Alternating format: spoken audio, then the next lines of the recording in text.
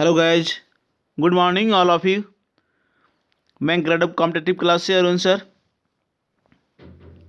तो आज का मोस्ट आप लोग का 30 current affair with study GK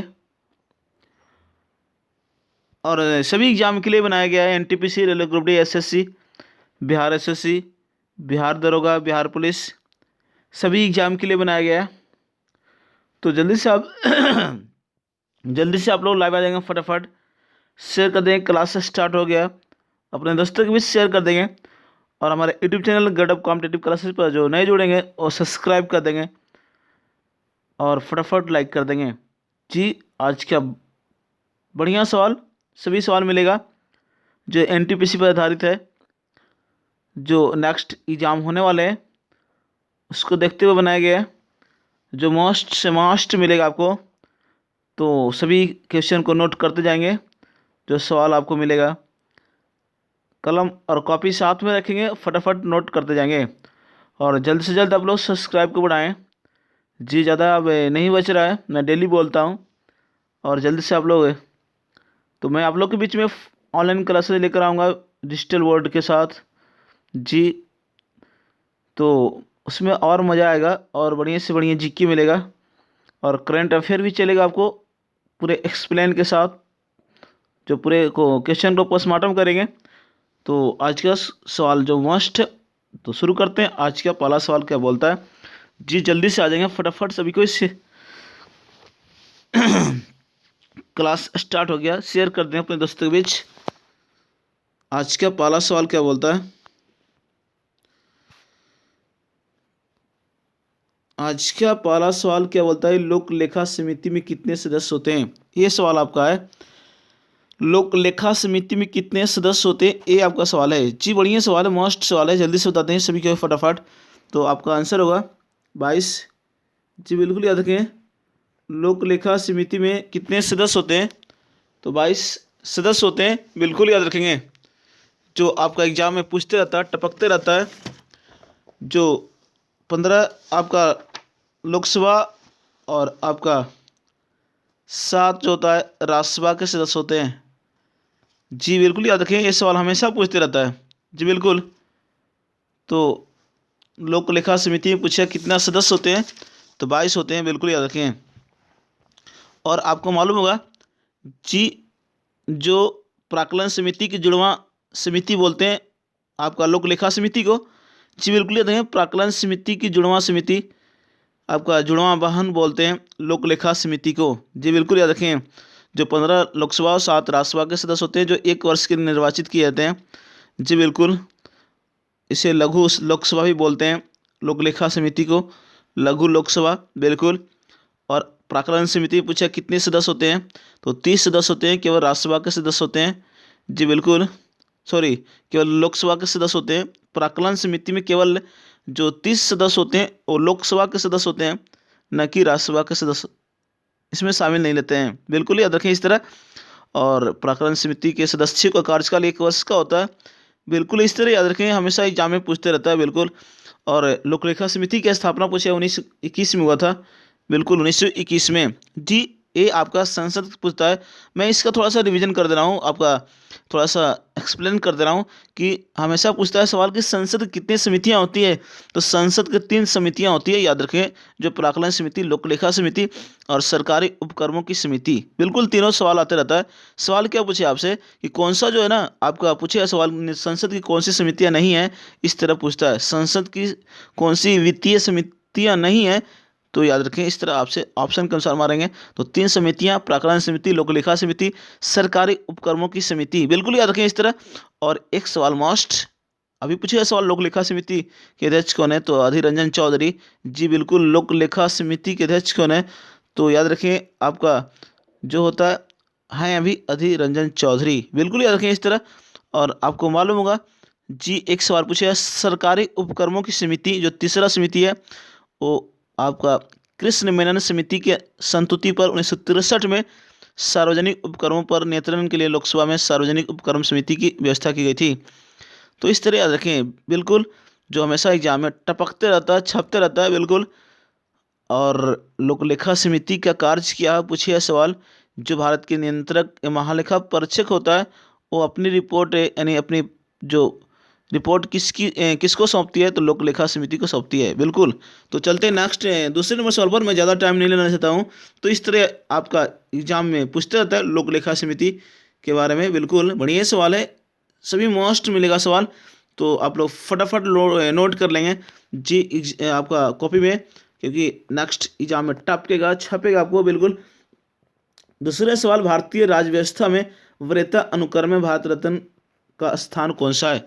जी ये सवाल है कि जो आपका पूछते रहता है एग्जाम में, टपकते रहता है। बिल्कुल याद रखिए, जो भारतीय राज्य व्यवस्था में वरीयता अनुक्रम में भारत रत्न जो पुरस्कार है उसको भी शामिल किया गया है, तो कौन सी स्थान दिया गया है, ये सवाल है। तो याद रखें 7 के क। बिल्कुल याद रखें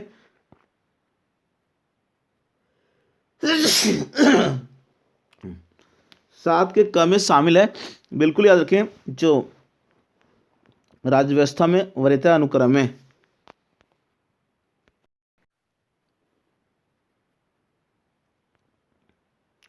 तो याद रखें इस तरह, भारतीय राज्य व्यवस्था में वरीयता अनुक्रम में भारत रत्न का स्थान जो रखा है 7 के कर रखा है। बिल्कुल। और 7 में पूछिए कौन कौन सा केंद्रीय कैबिनेट मंत्री, राज्य के मुख्यमंत्री अपने अपने राज्यों में, योजना आयोग का उपाध्यक्ष, पूर्व प्रधानमंत्री तथा संसद के विपक्ष के नेता, जो 7 में रखा गया है। और पहला स्थान तो प्राप्त होगा आपको, पहला स्थान आपको तो मालूम होगा। जी बिल्कुल याद रखें, पहले स्थान राष्ट्रपति, दूसरा उपराष्ट्रपति और तीसरा प्रधानमंत्री। इस तरह भारतीय राज्य व्यवस्था में वरीयता अनुक्रम में रखा गया है। बिल्कुल। तो नेक्स्ट चलते हैं तीसरे नंबर सवाल। जी बिल्कुल याद रखें, और भारत रत्न एकमात्र ऐसा पुरस्कार है जिसे वरीयता अनुक्रम में स्थान दिया गया है। बिल्कुल। और भारत रत्न पुरस्कार यानी पद्म विभूषण, पद्म भूषण, ये सभी पुरस्कार अनुच्छेद 18 के तहत दिया जाता है। बिल्कुल। तीसरा सवाल क्या बोल रहा है, मतदाता का फोटो युक्त पहचान पत्र कब से शुरू हुआ। जी याद रखें, बढ़िया सवाल है। क्या पूछिए आपसे सवाल कि मतदाता का फोटो युक्त पहचान पत्र कब से जो आपका शुरू हुआ। जी बिल्कुल। तो आंसर होगा 1993 से। जी 1993 से याद रखें, मतदाता का फोटो युक्त पहचान पत्र 1993 से जी उपयोग किया गया। बिल्कुल याद रखें। जो आपको मालूम हुआ 18 वर्ष की उम्र को वयस्क कहा गया। बिल्कुल। 18 वर्ष की उम्र को वयस्क, वोट देने का अधिकार पूछे अनुच्छेद कितने के तहत, 326। वोट देने का अधिकार अनुच्छेद 326 के तहत। बिल्कुल याद रखें, हमेशा एग्जाम में पूछते रहता है। यानी 61वें संविधान संशोधन 1989 के तहत जो 21 वर्ष से घटाकर 18 वर्ष कर दी गई थी उम्र। जी बिल्कुल याद रखेंगे। चलते हैं नेक्स्ट आपका 14वें नंबर सवाल पर। 14वां सवाल क्या बोलता है आपका, किस उच्च न्यायालय ने 1997 में सबसे पहले बंद को असंवैधानिक घोषित किया था। जी बढ़िया सवाल, मोस्ट सवाल बता देंगे जल्दी से फटाफट सभी को मिलकर। जी सवाल है कि किस उच्च न्यायालय ने 1997 में सबसे पहले बंद को असंवैधानिक घोषित किया था। तो आपका उच्च न्यायालय होगा यानी केरला उच्च न्यायालय। जी बिल्कुल, केरल उच्च न्यायालय ने 1997 में सबसे पहले, जी बिल्कुल याद रखें केरल होगा आंसर आपका। केरल उच्च न्यायालय ने 1997 में सबसे पहले बंद को असंवैधानिक घोषित किया था। जी बढ़िया सवाल, अच्छे सवाल हैं। और आपको मालूम होगा जी भारत में कितने उच्च न्यायालय हैं, 25 उच्च न्यायालय हैं। बिल्कुल याद रखिए 25 उच्च न्यायालय हैं। और सबसे पहला आपको मालूम होगा कलकत्ता, बम्बई, मद्रास तीनों उच्च न्यायालय की स्थापना 1862 में की गई थी, और उसमें भारत का वायसराय लॉर्ड कैनिंग था।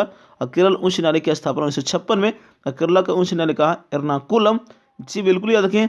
अब क्या पूछता है आपसे, मोस्ट सवाल पूछता है, बढ़िया सवाल, कि जो अंडमान और निकोबार द्वीप समूह का क्षेत्राधिकार यानी इसका उच्च न्यायालय कहाँ है।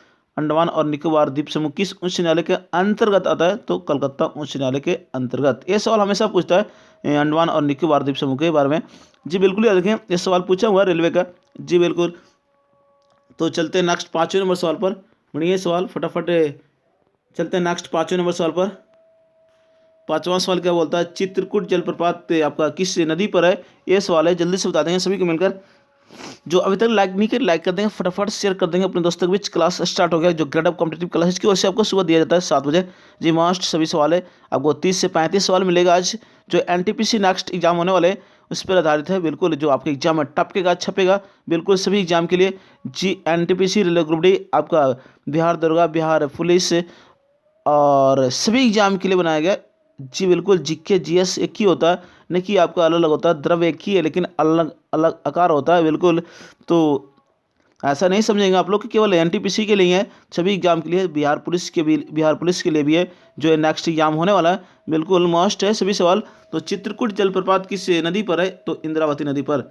जी अरे इंद्रावती नदी पर है। जी बिल्कुल इंद्रावती नदी पर है आपका चित्रकूट जलप्रपात, जो भारत का नियाग्रा जलप्रपात बोलते हैं। चित्रकूट जलप्रपात को भारत का नियाग्रा जलप्रपात किन्हें कहा जाता है? तो चित्रकूट जलप्रपात को बोलते हैं। बिल्कुल नियाग्रा जलप्रपात जो अमेरिका में जो सेंट लॉरेंस जी नदी पर है। बिल्कुल याद रखें नियाग्रा जलप्रपात, जो भारत का नियाग्रा जलप्रपात चित्रकूट जलप्रपात को बोलते हैं।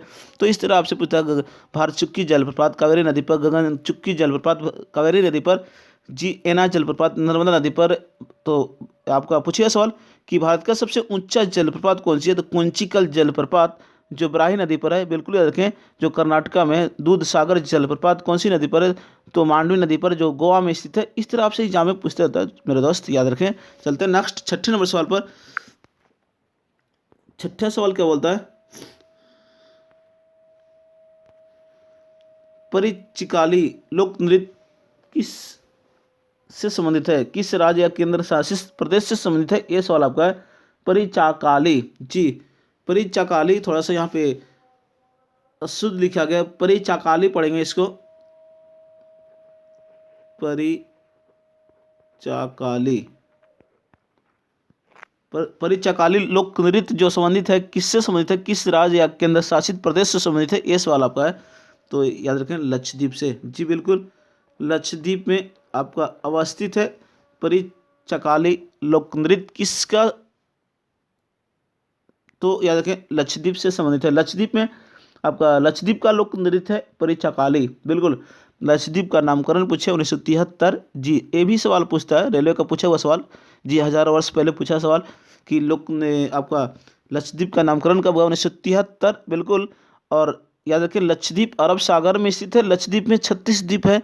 बिल्कुल लक्षद्वीप का सबसे बड़ा द्वीप है ऑनड्रेट, लक्षद्वीप का सबसे छोटा द्वीप है बिट्रा। बिल्कुल याद रखें। और जी बिल्कुल याद रखें। अब क्या पूछेगा सवाल आपसे? मोस्ट बढ़िया सवाल।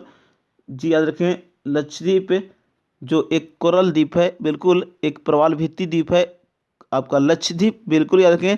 और प्रवाल भित्ति के आकार घोड़े के नाल जैसा होता है। बिल्कुल ये घोड़े के नाल के आकार के रूप में होता है लक्षद्वीप का। जी बिल्कुल आकार, जी बिल्कुल याद रखें, यानी अंगूठी के आकार के रूप में होता है आपका लक्षद्वीप का। बिल्कुल। तो चलते हैं नेक्स्ट आपका 7वें नंबर सवाल पर। लक्षद्वीप में 36 द्वीप हैं, याद रखें। बिल्कुल जो 10 द्वीप पर आबादी है। बिल्कुल याद रखें। 7वां सवाल क्या बोलता है आपका? भारत रत्न पुरस्कार प्राप्त करने वाले कितने गैर भारतीय हैं? बिल्कुल ये सवाल आपका अभी तक भारत रत्न पुरस्कार प्राप्त करने वाले कितने गैर भारतीय हैं, ये सवाल है। जल्दी से बता देंगे सभी को मिलकर। बिल्कुल मोस्ट बढ़िया सवाल। तो याद रखिए 2, बिल्कुल 2 है आपका जो अभी तक गैर भारतीय हैं। बिल्कुल पहला पूछिए भारत रत्न प्राप्त करने वाला पहला विदेशी व्यक्ति तो खान अब्दुल गफ्फार खान 1987 में मिला था, और दूसरा व्यक्ति नेल्सन मंडेला 1990 में मिला था। बिल्कुल भारत रत्न प्राप्त करने वाले जो 2 व्यक्ति हैं आपका विदेशी, जो पहला है आपका पाकिस्तान का खान अब्दुल गफ्फार खान, और दूसरे दक्षिण अफ्रीका का जो पूछिए आपका 1990 में भारत रत्न दिया गया था। पूछिए सवाल आपसे कि भारत रत्न प्राप्त करने वाले दूसरे व्यक्ति कौन सा विदेशी व्यक्ति? तो आपका नेल्सन मंडेला। बिल्कुल याद रखें नेल्सन मंडेला याद रखें जो 1990 में मिला था। नेल्सन मंडेला दिवस पूछिए 18 जुलाई को मनाया जाता है। जी बिल्कुल याद रखें। जो दक्षिण अफ्रीका का अश्वेत राष्ट्रपति कौन था? तो नेल्सन मंडेला। जी इस तरह ऐसे याद रखें। चलते हैं नेक्स्ट आपका 8वें नंबर सवाल पर। और भारत रत्न की शुरुआत 1954 में हुआ था, और जो पीपल के पत्ता इसका प्रतीक चिन्ह भारत रत्न पर। बिल्कुल पीपल के पत्ते जी याद रखेंगे। और जो सबसे पहले एस राधा कृष्णन को मिला था। तो इस तरह आपसे एग्जाम में पूछते रहता है। बिल्कुल याद रखें। नेक्स्ट हड्डी से मांसपेशी जोड़ता है कौन सी? ये सवाल आपका हड्डी से मांसपेशी जोड़ता है बिल्कुल बता देंगे जल्दी से फटाफट सभी को मिलकर। तो आंसर होगा टेंडन। जी बिल्कुल याद रखें, टेंडन होगा आपका आंसर। टेंडन हड्डी से मांसपेशी पूछेगा तो टेंडन, और हड्डी से हड्डी पूछेगा तो लिगामेंट। जी बिल्कुल याद रखें, हड्डी से हड्डी पूछेगा लिगामेंट, और हड्डी से मांसपेशी पूछा तो टेंडन। ये सवाल हमेशा पूछते रहता है, एग्जाम में टपकते रहता है। जैसे पूछा सवाल आपका कि अस्थि से अस्थि तो आपका लिगामेंट। जी, और हड्डी से मांसपेशी यानी हड्डी से मांसपेशी यानी अलग हो रहा है, तो अलग होता है तो टेंशन होता है। ऐसे ट्रिक्स के माध्यम से पकड़ लें। अगर एक दूसरे से प्यार टूटता है तो टेंशन होता है। जी, एक दूसरे से यानी लड़का लड़की से प्यार टूटता है तो टेंशन होता है, तो यही उसी तरह पकड़ लेंगे। हड्डी से मांसपेशी पूछे तो टेंडन, टेंशन, टेंडन। जी बिल्कुल, तो टेंडन होगा आंसर। जी, जिसको बोलते हैं कंडरा, कंडरा भी बोलते हैं टेंडन को, और लिगामेंट को स्नायु बोलते हैं। बिल्कुल, चलते हैं नेक्स्ट 9वें नंबर सवाल पर। जो अभी तक लाइक नहीं किए, लाइक कर देंगे, फटाफट शेयर कर देंगे। सभी मोस्ट सवाल है, बढ़िया सवाल है। प्राकृतिक वर्ण का सिद्धांत किसने दिया, ये सवाल है। प्राकृतिक वर्ण का सिद्धांत किसने दिया, तो चार्ल्स डार्विन। जी, चार्ल्स डार्विन याद रखें, प्राकृतिक वर्ण का सिद्धांत दिया था। तो चलते हैं नेक्स्ट 10वें नंबर सवाल पर। जी, अभी तक जो लाइक नहीं किए, लाइक कर देंगे, फटाफट शेयर कर देंगे, और हमारा यूट्यूब चैनल गडअप कॉम्पिटिटिव क्लासेस पर नए जुड़े हैं, सब्सक्राइब कर देंगे। जी बिल्कुल, जब तक तोड़ेंगे नहीं, जब तक ऑनलाइन क्लासेस छोड़ेंगे नहीं, तो बने रहेंगे शुरू से अंत तक इसी तरह। जी, हमेशा एग्जाम में टपकते रहता है, छपते रहता है। मैं वही क्वेश्चन पढ़ाता हूँ जो एग्जाम में टपकता है। बिल्कुल, ज़्यादा मैं आपको डीपली नहीं लेना चाहता हूँ। बिल्कुल, जो हम आपको सिलेक्शन से मतलब है। तुम मुझे टाइम दो, मैं तुम्हें सिलेक्शन दूंगा। जी, ये मेरा कथन है, तुम मुझे टाइम दो, मैं तुम्हें सिलेक्शन दूंगा। मेरा ये सोच है। बिल्कुल, जो मैं सवाल टपकता है एग्जाम में वही मैं पढ़ाता हूँ। बिल्कुल, ज़्यादा पढ़ने की जरूरत नहीं है, ज़्यादा ज्ञाता बढ़ने की जरूरत नहीं है, ज्ञानी बनने की जरूरत नहीं है। हमको एग्जाम निकालने की जरूरत है, हमको एग्जाम पास करने की जरूरत है। बिल्कुल, तो मैं वही क्वेश्चन आप लोग को बताता हूँ जो एग्जाम में टपकता है, छपता है। बिल्कुल, तो 10वें सवाल क्या है, ग्रेसम का नियम संबंधित है किससे। ग्रेसम का नियम किससे संबंधित है, तो मुद्रा प्रचलन से। बिल्कुल याद रखें, मुद्रा प्रचलन से आपका संबंधित है। याद रखें, मुद्रा प्रचलन से ग्रेसम का नियम संबंधित है। बढ़िया सवाल है, ये भी सवाल पूछा हुआ है रेलवे का, जो 1000 वर्ष पहले पूछा था। बिल्कुल, यानी 2012-13 में पूछा सवाल है। ग्रेसम का नियम किससे संबंधित है, मुद्रा प्रचलन से। जी, मैं सवाल जो जितने पढ़ाया हूँ, जितने बता रहा हूँ आपको ऑनलाइन क्लासेज में, सभी सवाल ऑफलाइन क्लासेज में बताया हूँ। बढ़िया सवाल है। RNR करने की जरूरत है, रीड एंड रिवीजन करने की जरूरत है। जीके जीएस रट्टा मारने की जरूरत नहीं है, उसको RNR करने की जरूरत है। बार बार फोकस करेंगे तभी आपको माइंड में क्वेश्चन बनेगा रहेगा। बिल्कुल, तो 11वां सवाल क्या बोलता है, भारतीय संसद की सबसे बड़ी समिति कौन सी है, ये सवाल है आपका। जल्दी से बता दें सभी को फटाफट, भारतीय संसद की सबसे बड़ी समिति कौन सी है, ये सवाल है ना। बढ़िया सवाल है, बता देंगे जल्दी से। तो आपका आंसर होगा प्राक्कलन समिति। बढ़िया सवाल। भारतीय संसद की सबसे बड़ी समिति प्राक्कलन समिति, जो 30 सदस्य होते हैं, केवल लोकसभा के सदस्य होते हैं। बिल्कुल याद रखें, प्राक्कलन समिति, प्राक्कलन याद रखें, हमेशा एग्जाम में पूछते रहता है। प्राक्कलन समिति जो आपका भारतीय संसद की सबसे बड़ी समिति है। चलते हैं नेक्स्ट आपका 12वें नंबर सवाल पर। जी, जल्दी से बता दें सभी को मिलकर फटाफट। थोड़ा सा यहाँ पे देखेंगे 12 नंबर का सवाल जो बनाया हुआ, जो लिखा हुआ, थोड़ा सा मिक्स प्रिंट हुआ है। भूदान पढ़ेंगे इसको, भूदान आंदोलन। जी बिल्कुल, भूदान आंदोलन किसने शुरू किया था, ये सवाल है आपका, जो जल्दी से बता देंगे। तो भूदान आंदोलन 1951 में शुरू हुआ था, जो विनोबा भावे ने किया था। विनोबा भावे से संबंधित है ये आपका भूदान आंदोलन। और भूदान आंदोलन में सबसे पहले पूछे जी, भूमिदान कौन दिया था, रामचंद्र रेड्डी। भूदान आंदोलन में सबसे पहले भूमिदान कौन दिया, रामचंद्र रेड्डी। बिल्कुल याद रखें, भूदान आंदोलन की शुरुआत जो विनोबा भावे 1951 में। बिल्कुल, चलते नेक्स्ट 13वें नंबर सवाल पर। 13वां सवाल क्या बोलता है, निष्क्रिय विरोध का सिद्धांत किसने दिया था, ये सवाल है। निष्क्रिय विरोध का सिद्धांत किसने दिया था, ये सवाल है। तो जल्दी से बता देंगे सभी को मिलकर फटाफट। जी, बढ़िया सवाल, बता देंगे जल्दी से फटाफट सभी को मिलकर। निष्क्रिय विरोध का सिद्धांत किसने दिया था, ये सवाल है। तो जल्दी से बता देंगे। अच्छे सवाल, बढ़िया सवाल, हमेशा एग्जाम में टपकता है, छपता है। बिल्कुल, तो जी बिल्कुल बता देंगे आंसर यहाँ पे क्या होगा, तो अरविंद घोष होगा। बिल्कुल, अरविंद घोष जो आपका निष्क्रिय विरोध का सिद्धांत दिया था। जी बिल्कुल याद रखें, अरविंद घोष। जी बिल्कुल, बढ़िया सवाल, मोस्ट सवाल है, जल्दी से बता देंगे। जी, और सभी कोई लाइक कर देंगे, शेयर कर देंगे, सब्सक्राइब कर देंगे। बिल्कुल, और क्या पूछिए थोड़ा सा वंदे मातरम जो पत्रिकाएं कौन चलाए? अरविंद घोष। लाइफ डिवाइन कौन लिखा? अरविंद घोष। जी बिल्कुल याद रखें, ये सवाल पूछता रहता है हमेशा कि लाइफ डिवाइन पत्रिकाएं यानी पुस्तकें कौन ने चलाया? अरविंद घोष। वंदे मातरम कौन आपका पत्रिकाएं चलाया? तो अरविंद घोष। तो इस तरह आप याद रखें, एग्जाम में टपकता है, छपता है। बिल्कुल। चलते हैं 14वें नंबर सवाल पर। 14वां सवाल क्या है कि लावनी, तमाशा, दही कला, लोक नृत्य किस राज्य का? ये सवाल है, जल्दी से बता देंगे। लावनी, तमाशा, ये पूछा हुआ सवाल, एनटीपीसी में पूछ दिया सवाल, तो मैंने इसमें प्लस कर दिया दही कला। दही कला पूछा सवाल किस राज्य का लोक नृत्य है? तो याद रखें महाराष्ट्र। जी बिल्कुल याद रखें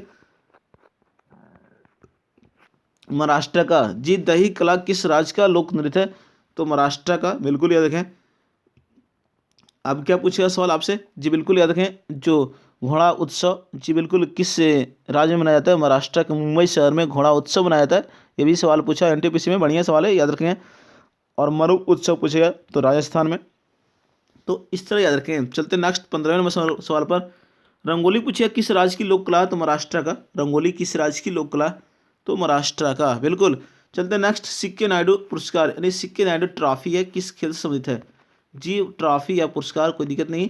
सिक्के नायडू ट्रॉफी किस खेल से संबंधित है? ये सवाल है, तो जल्दी से बता दें। आंसर हुआ क्रिकेट। जी बिल्कुल, बढ़िया सवाल, अच्छे सवाल। बिल्कुल कि आपका क्रिकेट से संबंधित है सिक्के नायडू ट्रॉफी। ये एग्जाम में हमेशा पूछते रहता है। और मैं कुछ ट्रॉफिया का नाम ले लेता हूँ जो क्रिकेट से संबंधित है। जैसे पूछे आपसे सवाल की आपका कुछ बिहार ट्रॉफी किस खेल से? क्रिकेट से। रणजी ट्रॉफी किस खेल से? क्रिकेट से। ईरानी ट्रॉफी किस खेल से? क्रिकेट से। दिलीप ट्रॉफी किस खेल से? क्रिकेट से। और आपसे पूछा कि क्या आपसे हमेशा एग्जाम में पूछता है कि चाइना मैन जो चाइना मैन शब्द है किस खेल से? क्रिकेट से। बिल्कुल। और आपको पूछेगा सवाल, जी बढ़िया सवाल, गूगली शब्द किस खेल से? क्रिकेट से। तो इस तरह आपसे एग्जाम में टपकते रहता है, याद रखें, बढ़िया सवाल। देवधर ट्रॉफी किस खेल से? क्रिकेट से। तो ऐसे ऐसे आपको एग्जाम में पूछता है ट्रॉफिया जो क्रिकेट से संबंधित है। चलते हैं नेक्स्ट 16वें नंबर सवाल पर। 16वां सवाल क्या है कि अकबर का मकबरा का निर्माण किसने करवाया था? ये सवाल है। अकबर का मकबरे का निर्माण किसने करवाया था? ये सवाल है। जल्दी से बता देंगे सभी को मिलकर फटाफट। और जो अभी तक लाइक नहीं किए लाइक कर देंगे, शेयर कर देंगे अपने दोस्तों के बीच। क्लास से स्टार्ट है जो सभी एग्जाम के लिए एनटीपीसी, जी बिल्कुल, और आपका railway group D, Bihar police जो नेक्स्ट एग्जाम होने वाला है आपका, और बिहार दरोगा, सभी एग्जाम के लिए बनाया गया, न कि आपके स्पेशल एनटीपीसी के लिए। जी सभी एग्जाम के लिए, लेकिन ज़्यादा से ज़्यादा मोस्ट जो नेक्स्ट आपका एग्जाम है यानी तीसरा फेस एनटीपीसी का, उसके लिए बनाया गया। सभी कतई जहर वाले सवाल है। जी जब तक तोड़ेंगे नहीं, जब तक ऑनलाइन क्लासेस छोड़ेंगे नहीं, बिल्कुल शुरू से अंत तक बने रहेंगे। बिल्कुल एग्जाम माहौल में तहस नहस करने के लिए आप लोग तैयार रहेंगे। बिल्कुल हैं। तो अकबर का मकबरे का निर्माण किसने करवाया? तो आपका आंसर होगा जहांगीर। बिल्कुल याद रखें, जहांगीर आंसर होगा, जो बनाया था अकबर के मकबरे का निर्माण। जी जहां आप पूछिए सवाल अकबर का मकबरा कहाँ है? तो सिकंदरा में। जी बिल्कुल, जो आगरा के निकट है। अकबर का मकबरा कहाँ है? तो सिकंदरा में। बिल्कुल यूपी में, जो आगरा के निकट है। बिल्कुल इस तरह याद रखें। तो 17वां सवाल चलते हैं। न्याय की कुर्सी किसने स्थापित किया? पूछिए सवाल, न्याय की कुर्सी किसने स्थापित किया किस मुगल शासक ने? तो जहांगीर। बढ़िया सवाल, अच्छे सवाल। चलते हैं नेक्स्ट 17वें सवाल पर।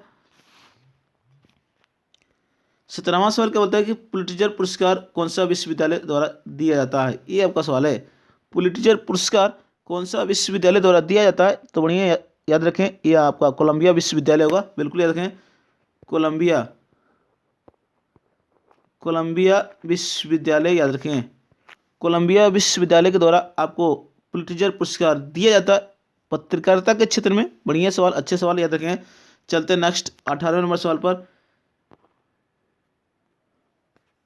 18वां सवाल क्या बोलता है कि सेपरेशन ऑफ पावर किस अनुसूची में है? यानी केंद्र और राज्य की शक्ति का बंटवारा किस अनुसूची में? ये आपका सवाल है, जल्दी से बता देंगे, जल्दी से फटाफट। सेपरेशन ऑफ पावर किस अनुसूची में उल्लेख किया गया? ये सवाल है। तो आंसर याद रखें 7वीं अनुसूची। जी बिल्कुल, 7वीं अनुसूची याद रखें, और शामिल किया गया आपका केंद्र और राज्य के बीच शक्ति का बंटवारा, उसी को बोलते हैं सेपरेशन ऑफ पावर। जी, और जो आपका 7वीं अनुसूची में 3 अनुसूचियां हैं, सॉरी 3 सूची हैं, 7वें अनुसूची में कितने सूची? 3, संघ सूची, राज्य सूची और समवर्ती सूची, बिल्कुल याद रखें। और केंद्र और राज्य के बीच शक्तियों का बंटवारा कौन करता है? तो वित्त आयोग करता है, भी याद रखें। केंद्र और राज्य के बीच शक्तियों का बंटवारा कौन करता है? तो वित्त आयोग करता है, बिल्कुल। भारत में कितनी अनुसूचियाँ? तो याद रखें आपका भारत में 12 अनुसूचियाँ हैं और 25 भाग हैं और आपका 22 भाषाएं हैं। और याद रखें जो आपका 468 से ज़्यादा अनुच्छेद हैं, बिल्कुल याद रखें। अमूल्य संविधान में 395 अनुच्छेद था। तो चलते हैं नेक्स्ट 18 नंबर सवाल पर।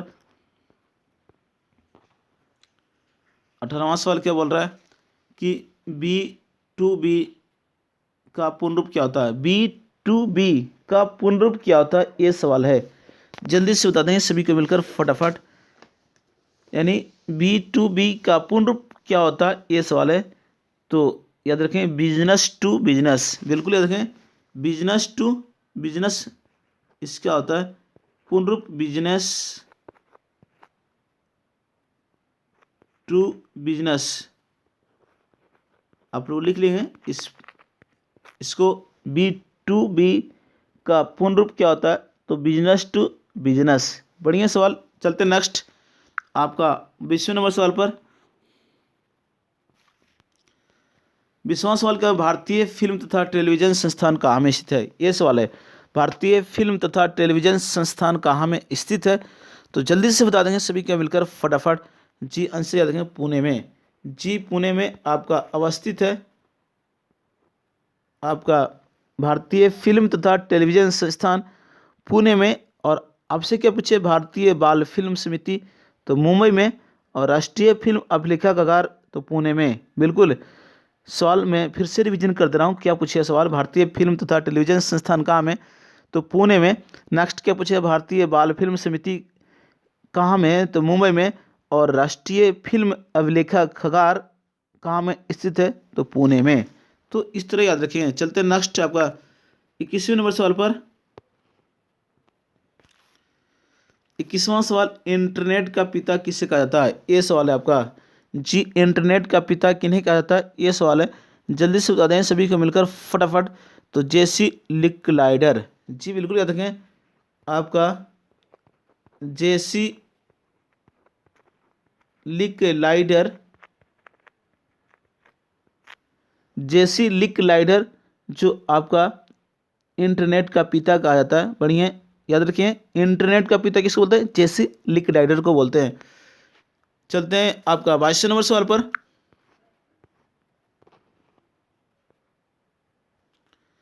22वां सवाल, MBPS का पूर्ण रूप क्या होता है? जी बता देंगे जल्दी से बढ़िया से फटाफट सभी को मिलकर।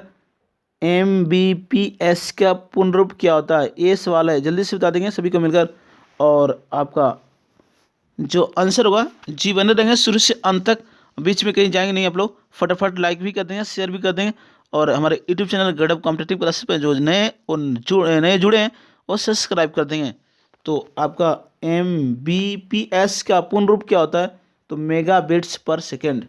जी याद रखें, मेगा बिट्स पर सेकेंड, याद रखें पर सेकेंड। आपका मेगा बिट्स पर सेकेंड MBPS का पूर्ण रूप होता है, बिल्कुल याद रखें। चलते हैं नेक्स्ट आपका 23वें नंबर सवाल पर। 23वां सवाल क्या बोल रहा है आपका?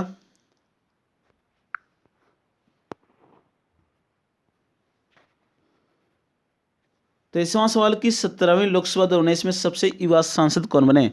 जी जो 17वीं लोकसभा आपका जो हुआ 2019 में सबसे युवा सांसद कौन बने, ये आपका सवाल है, जल्दी से बता देंगे सभी को मिलकर।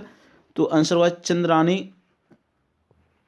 चंद्रानी मुर्मू। चंद्रानी मुर्मू को बनाया गया 17वीं आपका जो 17वीं लोकसभा के सबसे युवा सांसद बने हैं, बिल्कुल। 17वीं लोकसभा 2019 में सबसे युवा सांसद पूछेगा कौन बने हैं? चंद्रानी मुर्मू उड़ीसा के जो आपका उड़ीसा राज्य से संबंधित है, जो बीजू जनता दल पार्टी से संबंधित है, बीजू जनता दल पार्टी से संबंधित है।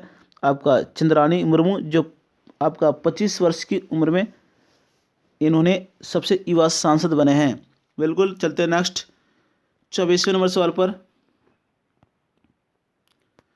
24वां सवाल क्या कि 17वीं लोकसभा में निर्वाचित महिला सांसद कितने बने हैं। बिल्कुल, 17वीं लोकसभा 2019 का जो चुनाव हुआ उसमें कितने महिला सांसद बनकर गई है, जीत कर गई है संसद में, ये आपका सवाल है। तो याद रखें 78 जी। MTS में पूछा सवाल, हो सकता है इसमें भी पूछ दे, बिल्कुल याद रखें। तो 17वीं लोकसभा में नवनिर्वाचित महिला सांसद कितने हैं, 78, जिसमें 40 भाजपा के हैं, एक कांग्रेस हैं और 37 अन्य हैं। जी बिल्कुल याद रखें, 40 जो भाजपा के संबंधित पार्टी हैं जो महिला सांसद, और एक कांग्रेस, और 37 अन्य जो निर्विरोध जो अन्य जो आपका गे हैं जो संसद महिला है, बिल्कुल याद रखें। चलते हैं नेक्स्ट आपका 25वें नंबर सवाल पर। और 17वीं लोकसभा के अध्यक्ष पूछेगा अभी कौन है, तो ओम बिरला। और 17वीं लोकसभा का प्रोटेम स्पीकर किसको बनाया, तो वीरेंद्र कुमार को बनाया गया था, बिल्कुल याद रखें। चलते हैं नेक्स्ट आपका 25वें नंबर। विश्व पर्यावरण संरक्षण दिवस कब मनाया जाता है। विश्व पर्यावरण संरक्षण दिवस कब मनाया जाता है, तो 25 नवंबर याद रखें। 25 नवंबर को विश्व पर्यावरण संरक्षण दिवस मनाया जाता है। और विश्व पर्यावरण दिवस पूछे 5 जून को मनाया जाता है। चलते हैं नेक्स्ट आपका 26वें नंबर सवाल पर। 26वां सवाल क्या है कि नाइट्रेट की अधिकता से कौन सी रोग हो जाता है, ये सवाल है जी। नाइट्रेट की अधिकता से कौन सी रोग हो जाता है, तो बुल्लू बेबी, याद रखें आपका बुल्लू बेबी सिंड्रोम, बुल्लू बेबी सिंड्रोम याद रखें। बुल्लू बेबी सिंड्रोम जो नाइट्रेट की अधिकता से रोग हो जाता है, बुल्लू बेबी सिंड्रोम। और आपसे क्या पूछिए, जो पेयजल में आर्सेनिक की अधिकता से, तो ब्लैक फुट। पेयजल में जो होता है पीने वाले जल में आर्सेनिक की अधिकता से ब्लैक फुट, और जो मिनीमाता रोग पारा से होता है जी बिल्कुल, और इटाई रोग कैडमियम के प्रदूषण से होता है, बिल्कुल याद रखें। चलते हैं नेक्स्ट आपका 27वें नंबर सवाल पर। 27वां सवाल, वैक्सीन का आविष्कार किसने किया था, ये सवाल है। वैक्सीन यानी टीका का आविष्कार किसने किया था, तो एडवर्ड जेनर, जी बिल्कुल याद रखें।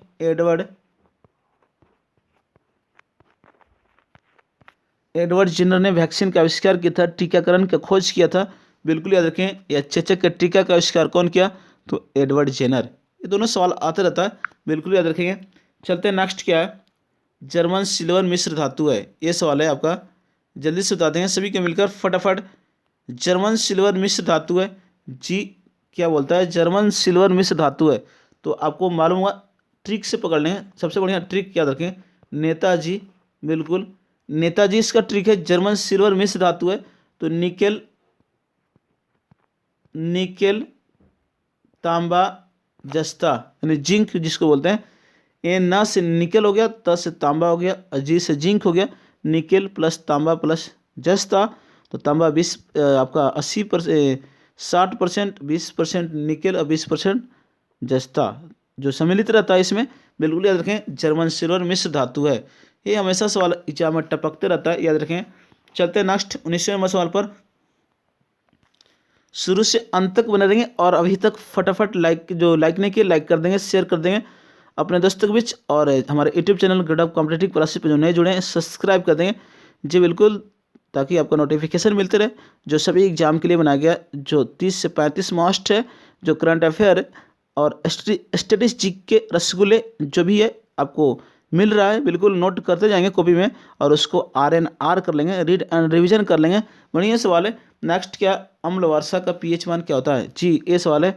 अम्ल वर्षा का pH मान क्या होता है, तो याद रखें 5.6, बिल्कुल याद रखें 5.6 अम्ल वर्षा का pH मान होता है, बिल्कुल याद रखें। हमेशा पूछते रहता है जो अम्लीय वर्षा बिल्कुल सबसे ज़्यादा किस देश में होता है, नॉर्वे में। अम्लीय वर्षा जो SO2 प्लस NO2, बिल्कुल याद रखें। अम्लीय वर्षा जो SO2 प्लस NO2, तो इस तरह याद रखें। चलते हैं नेक्स्ट 30वें नंबर सवाल पर। 30वां सवाल का बताइए, प्रकृति का सुरक्षा वाल्व किन्हें कहा जाता है। प्रकृति का सुरक्षा वाल्व कहा जाता है किन्हें, ये आपका सवाल है। तो आंसर होगा ज्वालामुखी। जी याद रखें, ज्वालामुखी प्रकृति का सुरक्षा बल्ब कहा जाता है ज्वालामुखी को। जो ज्वालामुखी पर्वतों से कौन सी गैस निकलती है, सल्फर डाइऑक्साइड।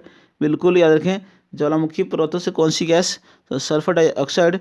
और ज्वालामुखी के मुख्य को क्या बोलते हैं, तो क्रेटर बोलते हैं। जी बिल्कुल, ज्वालामुखी के मुख्य को क्या बोलते हैं, तो क्रेटर बोलते हैं। बिल्कुल याद रखें। चलते हैं नेक्स्ट आपका 31वें नंबर सवाल पर। 31वां सवाल क्या बोल रहा है कि भारत में सेबी द्वारा मान्यता प्राप्त स्टॉक एक्सचेंज कितने हैं, ये आपका सवाल है। भारत में सेबी द्वारा मान्यता प्राप्त स्टॉक एक्सचेंज कितने हैं, तो आपका आंसर हुआ 23। जी याद रखें, जो मान्यता प्राप्त जो है आपका सेबी द्वारा मान्यता प्राप्त स्टॉक एक्सचेंजों की संख्या 23, बिल्कुल याद रखेंगे। और SEBI security exchange board of India, जी बिल्कुल, सेबी की स्थापना याद रखें 1982। मोस्ट है, बढ़िया है सवाल, याद रखें। सेबी की स्थापना 1982। नबार्ड की स्थापना 1988। ये सवाल हमेशा याद पूछते रहता है। सेबी का मुख्यालय Mumbai. Security exchange board of India, SEBI के अध्यक्ष कौन है, अजय त्यागी। बिल्कुल याद रखें, सेबी के अध्यक्ष कौन है, अजय त्यागी। तो इस तरह आप याद रखेंगे। और स्टॉक एक्सचेंज सबसे पहले किस देश में स्थापित किया गया था, यानी शेयर बाजार सबसे पहले किस देश में, तो नीदरलैंड में, याद रखेंगे। जो आपका एग्जाम में टपकता है, छपता है, बिल्कुल याद रखेंगे। चलते हैं नेक्स्ट आपका 32वें नंबर सवाल पर। 32वां सवाल क्या है कि मंदड़िया और तेजड़िया किससे संबंधित है। जी, मंदड़िया और तेजड़िया किससे संबंधित है, ये सवाल है, जल्दी से बता देंगे। जिसको बुल्स एंड बियर बोलते हैं, बुल्स एंड बियर किससे संबंधित है, या तेजड़िया और मंदड़िया और तेजड़िया किससे संबंधित है, तो याद रखें आपका शेयर बाजार से। जी, शेयर बाजार से याद रखेंगे। आपका मंदड़िया और तेजड़िया संबंधित है स्टॉक एक्सचेंज से, बिल्कुल याद रखें। चलते हैं नेक्स्ट आपका 33वें नंबर सवाल पर। 33वां सवाल कि 17 जून 2019 को भाजपा का कार्यकारी अध्यक्ष किसे बनाया गया था, ये सवाल है। 17 जून 2019 को भाजपा का कार्यकारी अध्यक्ष किसे बनाया गया था, तो याद रखें जेपी नड्डा। जी याद रखें, जेपी नड्डा को आपका कार्यकारी अध्यक्ष बनाया गया था 17 जून 2019 को।